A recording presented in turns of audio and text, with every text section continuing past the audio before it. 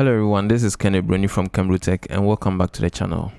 So in this series of videos, we are learning Python, and this is specifically going to be SENG 207 Programming for Engineers, a course taught at the University of Ghana. Now, in this particular video, we are going to look at what we refer to as collections in Python. And we are first of all going to start with lists. So if you look through what you have over here, this course has been structured, and what you have over here is like the chapters of a book. So currently we're on chapter 12. That's the Python list. Now in subsequent chapters, for instance in chapter 13, chapter 14 and chapter 15, these are all different kinds of collections that we are going to look at.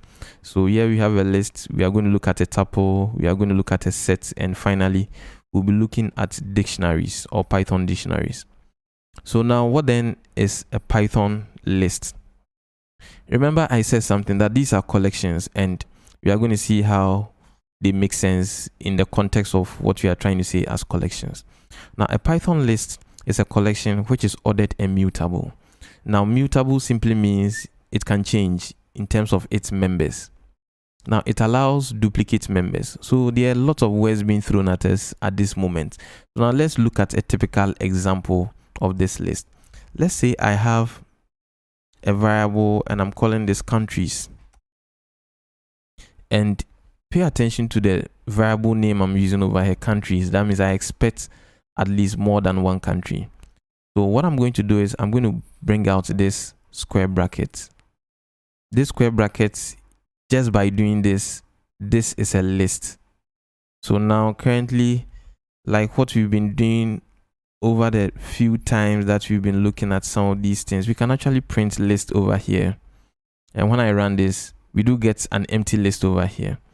Now, once again, if I'm to print out, and remember what we used to do when we were trying to check the data type, you can also check the data type over here.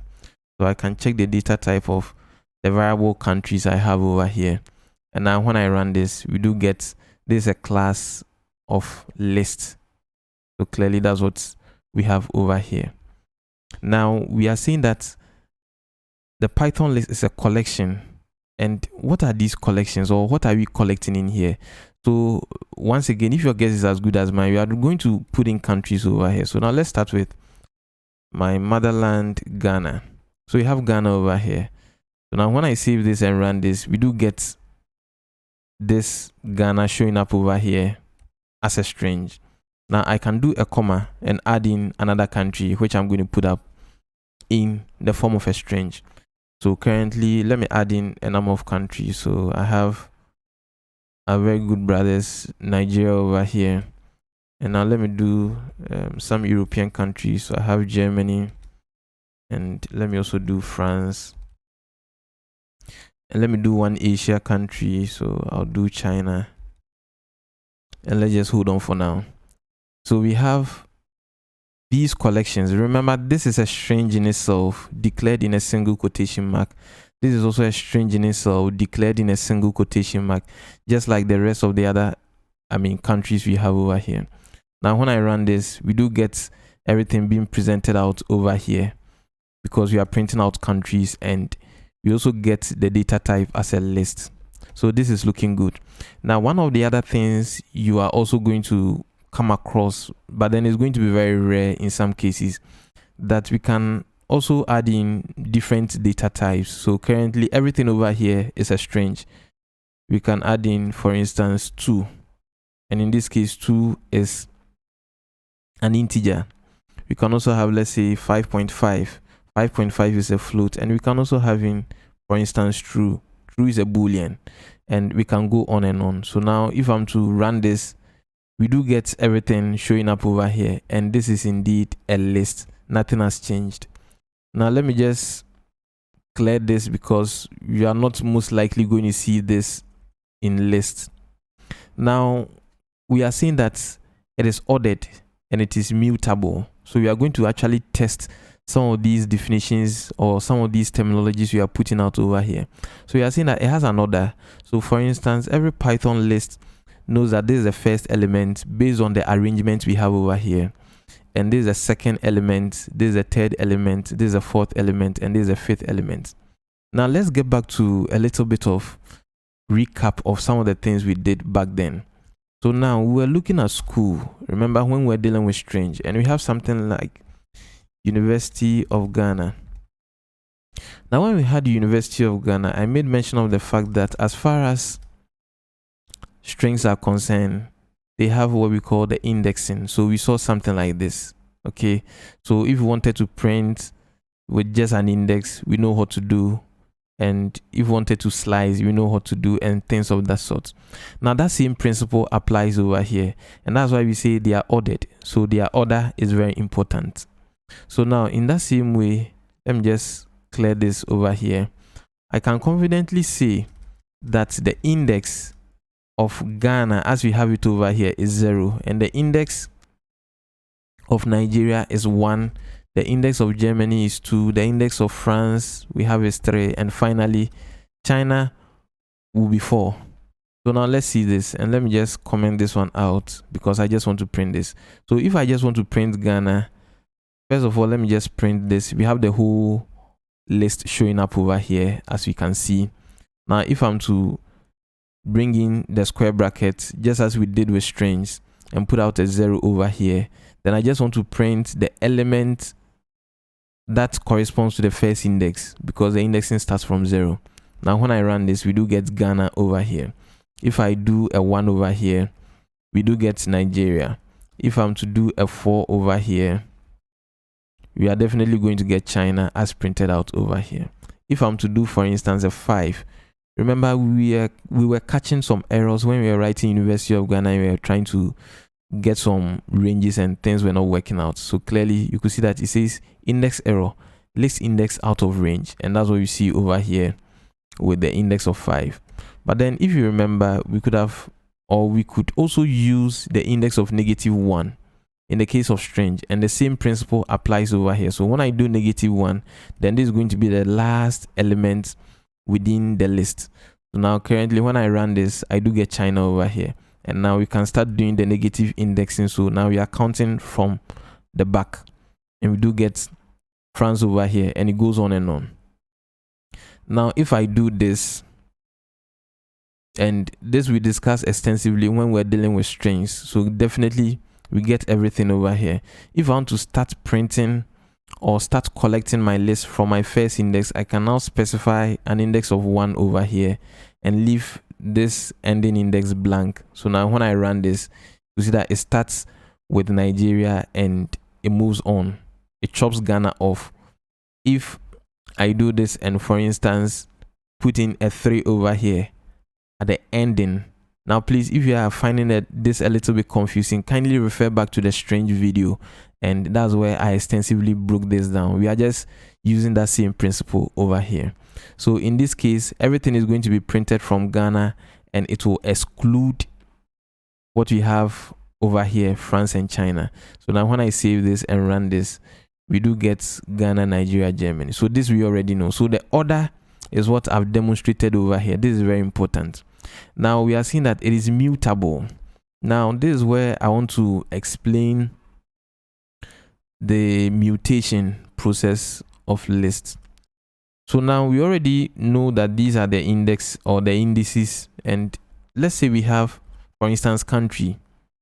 We can do country 0, which in this case is going to be the first index, and we can replace this by putting up a new strange value over here. So let's say we have the UK, or no, let me use England.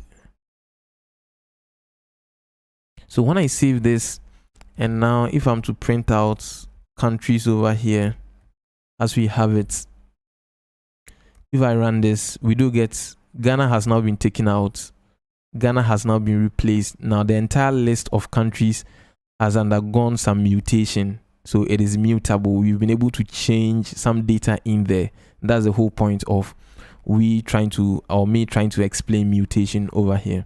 So currently you could see that we surfaced country with the first index, which in this case we are grabbing Ghana, and we are just replacing whatever element we have in here, which in this case is Ghana, with England. And that's exactly what we have over here as the list. So currently we have England, Nigeria, Germany, France, and China. So that explains what we have over here as mutable. Now let me just clear this. We still want to maintain Ghana over here. And now the next point I have over here is that list allows duplicate members. So this is also very important. So over here, I can also come in here and, for instance, put out another Ghana over here. So I'll say Ghana. So currently we have 2 Ghanas inside of our list. And when I run this, we do have the first Ghana showing up over here at index 0. And we can confidently say without counting that this is going to be index -1. So definitely we know that. So we have 2 Ghanas in here. And that's simply because Python lists allow duplicate members. Some data collections will not allow duplicate members, and we are going to get there. So this is what we have. So now that we have an understanding of what these lists are, let me just clear this. And let's just maintain these countries. And let's see. We can use the len function. And I think I got the spelling of function wrong over here. Forgive me. This is len function. Remember what the len function does. Once again, let me just cut everything I have over here and bring it down here. And let me also cut this because I need my indexing later on. Now the len function, we've learned in the past when we're dealing with string that it gives us that functionality of counting exactly what we have in there. So for instance, if I'm to do a print and I just don't want to print the countries in there, but I just want to print the len, okay, and this is going to return the number of items in a container, and the container in here is going to be the country list. So I can put up countries over here, and when I save this and finally run this, we do get 5 over here because currently we have 1, 2, 3, 4, 5. That same principle, or the same principle we had with strings, apply here. So we can also use the len function, and that's essentially what you saw me do when we're trying to use the split to split a sentence and count the number of words in there. So I'll comment this one out, and now let's look at some list methods. And before I proceed to say anything about list method, remember when we're dealing with strings, and this will bring to an explanation of something I'll also explain extensively when we start working with object-oriented programming. So we have University of Ghana over here. Now, without even checking, we definitely know that this is a string because it is declared in a single quotation mark. This is a list because we have this square bracket over here declaration. Now, if we are to analyze some of these things, remember when we're working with the string methods, we could do something like the school, and whenever we do a dot, you see that we have these methods showing up over here. So for instance, we have capitalize, case, full, center. We looked at a number of these examples.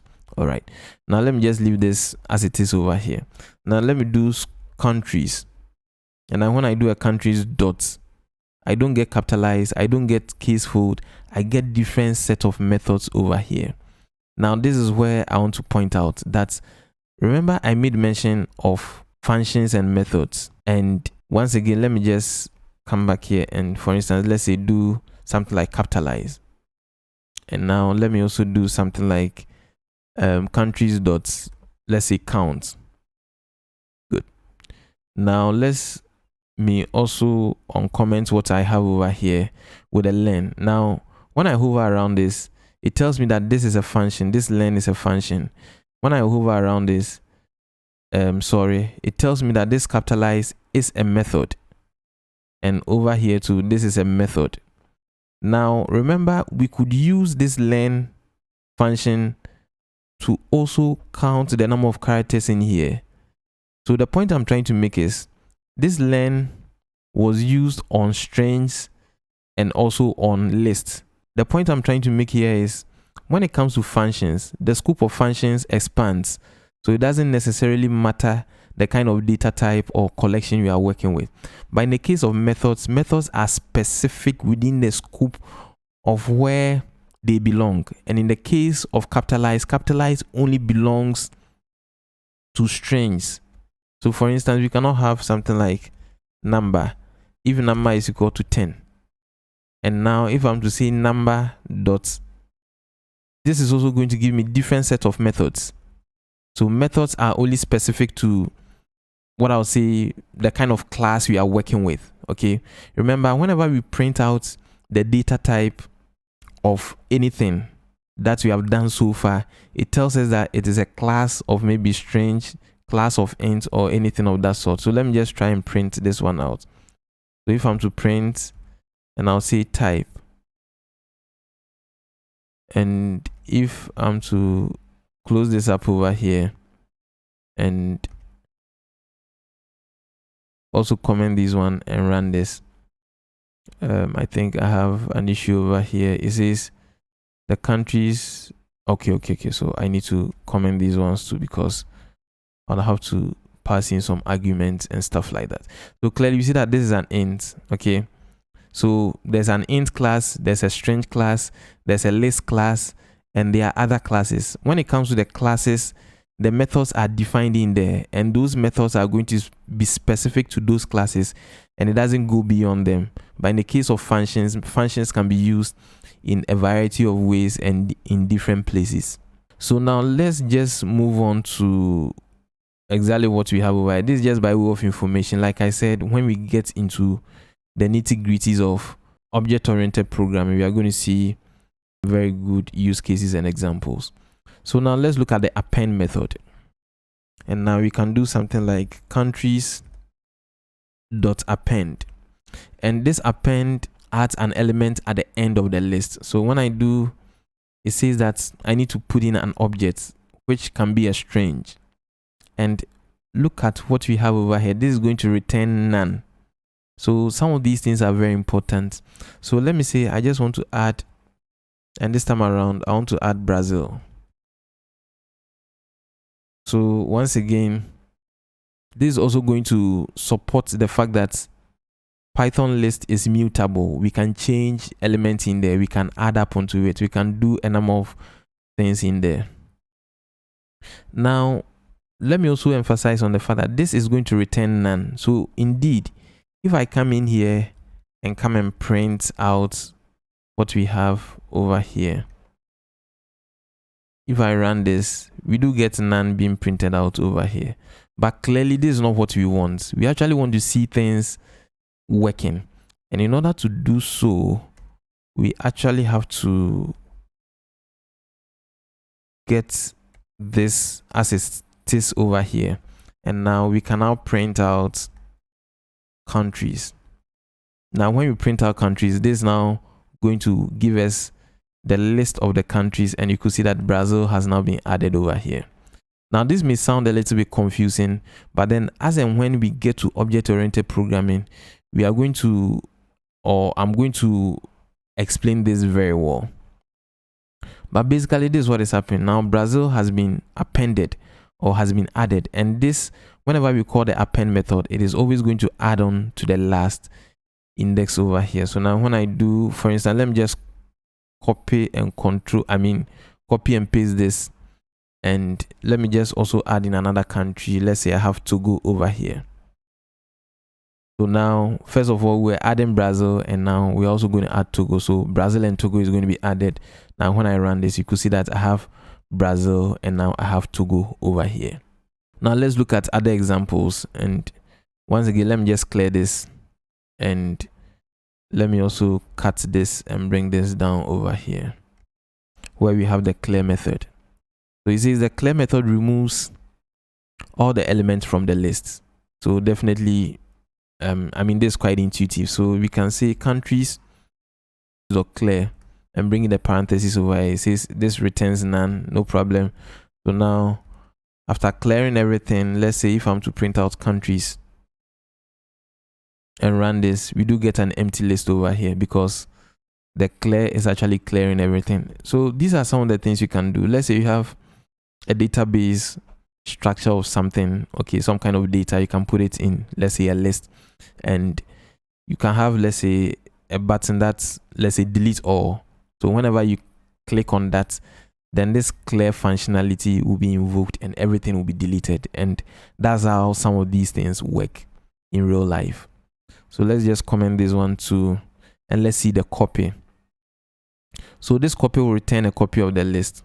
So now let's have something like this, and let's say we have countries, and I can say dot copy, and it says this will return a list. So clearly you could see that this will return a list. Okay, so now when I do, or I can assign this to a new variable, and I'm going to call this something like new countries. So new countries is going to be equal to this countries.copy. Now if I'm to print out new countries over here,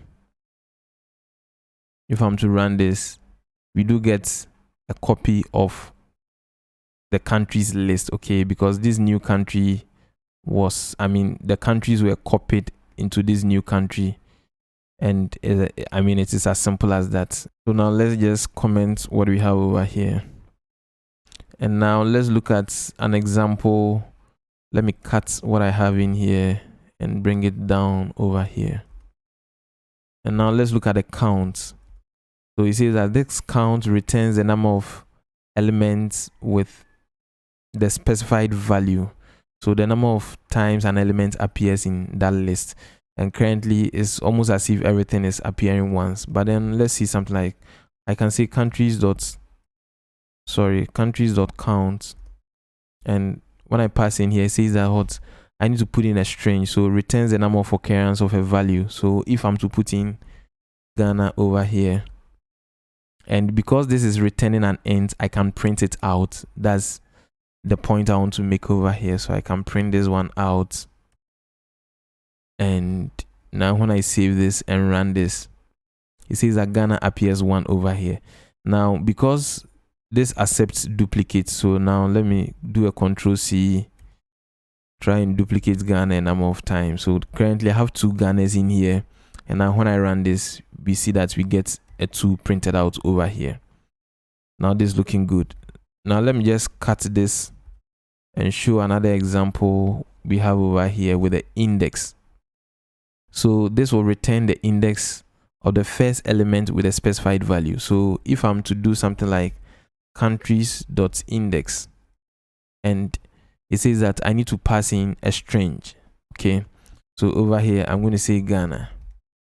I'm going to say Ghana over here, and this is going to return an int, so I can print this out directly. So what I'm going to do is I'm just going to say print, and I'll enclose it over here, and now when I run this, it tells me that Ghana is at index 0 because the first occurrence of Ghana is at index 0. Now if I'm to clear this first Ghana off, now the first occurrence of Ghana will be at index 1 because now Nigeria will take up index 0. So now when I run this, I do get a 1 over here. Now let's check for France. So let me just do a Control-C and a Control-V over here. And now when I run this, we do get a 3 over here because Nigeria is 0, Ghana is 1, Germany is 2, and France is 3. So this is almost like what we were used to doing when we're dealing with string. And this is very important. Now let's say we pass in something that does not exist, and a country that does not exist at the moment is, for instance, Brazil. So clearly when I run this, we do get an error over here. So now let's look at the sort, and this sort is very important. So let me just do a Control-X, or no, let me just leave this example. So now the sort I'm going to use, let's say scores. So let's say these were the scores obtained by students in a test, and let's say someone had 90, someone had 89, someone had 77, someone had 90 again, somebody had, for instance, 40. Let me just mix things up over here, 50, and let's say 43. So this is still a list because the moment we declare it in a square bracket, then it is a list. Okay, it doesn't matter the element in there. Now I want to use the sort. So this sort will sort the list. Okay, so now if I'm to do, for instance, scores dot, and I'm going to say a sort, and in here, if I leave it none, then it is going to as you have it over here now, it sorts it in ascending order and returns none. Now sort it in a place, so we can modify some few things over here, and I'm going to show you. Now we can use the reverse flag to reverse the order, and that's what you see over here. So the reverse is going to take in a true or a false because that's a boolean. So now when I do a sort, because this is returning none, I then need to come and print it out over here. So I'm going to print out scores over here, and this is going to sort it in ascending order, so from smallest to the biggest. Now when I run this, and that's exactly what you see over here. So 40 is the smallest number, and it sorts it out as it moves along. Now if I want to reverse the order, then I can now specify a reverse, and I'll say true. So a reverse true will basically do it in a descending order, so the biggest will come and it will go on, and that's exactly what we have over here. So this has been reversed in terms of the sorting order. So this is looking good. Now let's say you wanted to sort, and of course you can sort something like this. So we have let me first of all comment this one. So we have countries over here. If we sort countries, it's going to sort it in alphabetical order. So I can do something like countries.sort, and I want to print countries over here. So this these countries are going to be sorted in alphabetical order. So now when I run this, we do get China, because in terms of alphabetical order, China is the first, among what we have over here. So China will come in first. Then we have France, Germany, Ghana, and Nigeria is last. If we are to reverse the same process, if you have to reverse the order over here, then indeed Nigeria will come first, followed by Ghana, Germany, France, and China. And that's almost like exactly what we have over here. All right. So this is looking good. So that's with the sort. Now I can comment this one out, and we have the reverse. We have the reverse method over here. And for this one, let me just use this because it is going to be a very simple one. So I'm going to paste this over here, and I'm going to uncomment this. And now if I'm to do, first of all, let me print out scores over here. So if I print out scores as we have it, we do get it as it is originally presented over here.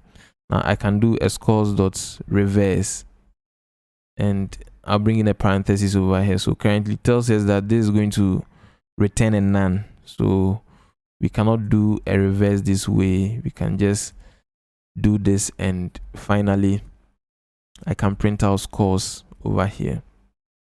And when I hover my mouse around this, you see that there's a method, and let me see. And I was expecting to see a little bit of info over here. All right, so now when I save this and run this, we do get everything reversed. And the reversed is not necessarily sorting it out. It is only reversing the order in which it appears. So for instance, 43 was last, it is now first.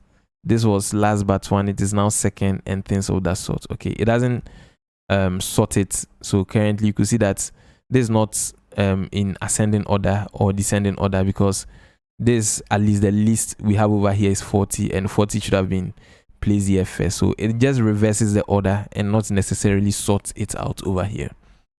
So this is looking good.